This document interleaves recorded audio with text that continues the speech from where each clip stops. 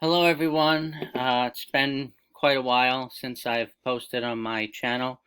Um, Most of you know that in the past I've posted train videos and more frequently weather videos when there are nor'easters and snowstorms in the Northeast United States. Um, I may post train videos in the future. I'm not sure yet. I'm moving into an apartment complex that's pretty close to the railroad, so we'll see what happens. But if we do get nor'easters this winter, last winter we didn't really get any snow. But if we get any nor'easters or blizzards or big snowstorms this winter, I will be posting videos on that. So so you can look forward to that. But today I'm going to do something a little bit different. So I have celebrity heroes like a lot of us do, and ever since I was young, I've liked Avril Lavigne as a singer. I've listened to her music ever since I was young. And by the way, I apologize for any background noise. Um, the first song I ever listened to by her was "My Happy Ending," and I still like that song. I'm 27 now. I probably listened to it for the first time when I was like 8 years old, um, and I still love it. So recently, I've kind of been just like really into her music and really into the lyrics and the instruments and stuff like that. And I just kind of wanted to write, I wanted to write a little tribute to her. So something else you don't know about me beyond making train videos and weather videos is that I also write poetry. In fact, I have a lot of poems saved on a Word document. I'm just too lazy to self-publish because I don't want to go through all the editing and stuff. But um, I wrote two poems. The first one is just a general tribute to Avril Lavigne, and I will read it. And the second one has to do with her struggle with Lyme disease. Because I did some research on that. So I love that song, Head Above Water. I love it so much. And I did the research on it, and I found out that it's about her battle with Lyme disease and how she overcame Lyme disease. So that second poem that I will read is a tribute to that. And it also relates to me in a very specific way, and I will make that comparison when I get there. This video isn't about me, but I will make comparisons to me in some of these poems about how certain things apply to me that I conveyed in these poems. But this is really for you, Avril Lavigne. Is really for you. So all right. So let's read the first poem. You can read along with me if you want. And I did reference a lot of her songs in this first poem. That was kind of the point. All right, so here we go. She's as endearing as the snow falling on a chilly winter morning.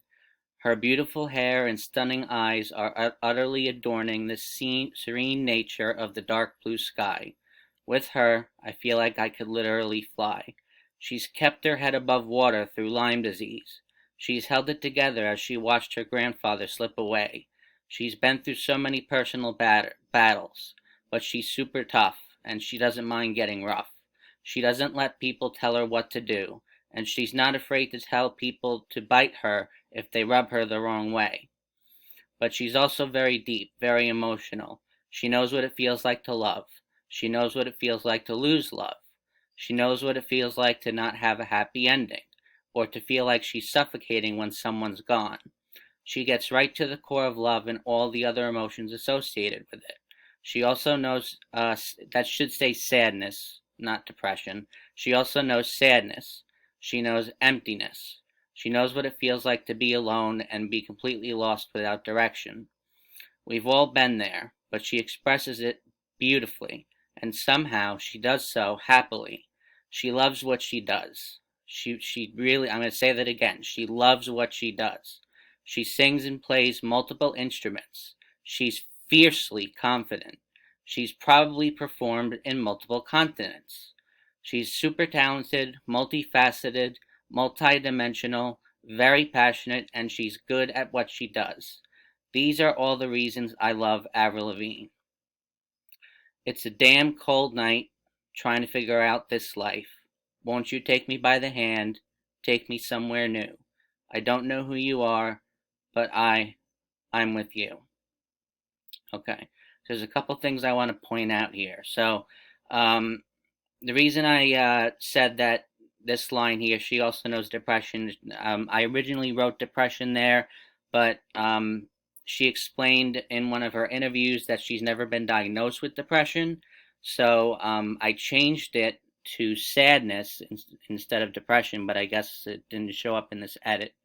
But that was supposed to say sadness and not depression because she's been through breakups and relationships and she went through Lyme disease, so I'm sure she does know sadness. As far as emptiness, I'm going to get into that in the second poem. And then you might notice that I ended the poem with the chorus from I'm With You. And there's a reason for that. Actually, before I get to that, I want to talk about another song that I referenced. She watched her grandfather slip away. So in 2020 during COVID, my mom contracted the necrotizing fasciitis, the flesh-eating bacteria, and she was already very sick. She had heart disease, ton of problems, and she, abused drugs and everything. And she ended up in the hospital, and she fought for 8 long months, and then she passed away on May 12th of 2021. I lost my mom, and that was probably the worst day of my life. Actually, one of the worst days of my life is when I walked into the hospital room for the first time and saw what she looked like. That I lost it, when that happened. So um, that was a very traumatizing experience for me. But this song slipped away. The lyrics that Avril Lavigne, Avril, that you wrote in this song, applied to me so personally, and I did listen to this song a lot, and it did kind of, I listen to songs that I relate to. So this song was definitely relatable to the situation that I was going through at that time. And I'm sure that many people can relate to losing someone that they love as well. So getting back to the end of the poem, this actually applies to me in the present, in the sense that I'm currently moving into a new apartment and starting a new part-time job. So if you take a look at these lines here, it's a damn cold night. That could mean, it's scary for me. This is a new life. It's a damn cold night. It's scary. Trying to figure out this life. I'm gonna have to try to figure out this new life that I'm about to lead. Won't you take me by the hand? I'm gonna need help, navigating through this. Take me somewhere new. And at the same time, I don't want to get stagnant in this new life, so I want to have adventures. I don't want to just sit on the couch and watch game shows all day. I want to do something. And then I don't know who you are, but I'm with you. So I don't know who you are. That to me represents the uncertainty of this life that I'm about to walk into. There's a lot of uncertainty with this new job, with this new apartment, and it's scary. And even though there's a lot of uncertainty, that's who I'm with. I'm with you. I'm with this apartment. I am with this job. I'm with this life, and that's that. So this is the general tribute poem, and I hope it speaks true to you, Avril, to the songs you write and your personality, and what you would want in a tribute poem for you. If it's not, I do apologize, but I did try my best to write a good tribute. Okay, so this next one, let me just get to it. So I saw several interviews with you, Avril, where you opened up about your Lyme disease. You got very emotional in one of them. I've also read some of the things you said about your Lyme, about how you felt like you were dying, like your body was shutting down, like you felt like you were drowning. I also read some positive stuff, which I'll get to that at the end of the poem, but we're going to start with what I just said. So the first part of the poem is going to kind of cover that part of the Lyme disease, of your experience with Lyme. And full disclosure, um, I also struggle with mental illness, and I have a slew of diagnoses, but my main diagnosis is borderline personality disorder. This is all the way. By the way, this is all unscripted. This is all from the heart. I'm not even sure how much I'm going to share. But I have this BPD, this borderline personality disorder, and it's tough, and it's for those of you who don't know what BPD is, it's there are lots of symptoms associated with it, and I happen to check off every single symptom, which is usually probably rare that you check off every single symptom, but I do. But essentially, it is a pattern of unstable and intense relationships coupled with extremely uncontrolled negative emotions. So for me, my uncontrolled emotions would be anger, anxiety, and depression. It's like I have trouble regulating. So, and I have, comorbidities like, depressive disorder and anxiety disorder and things like that.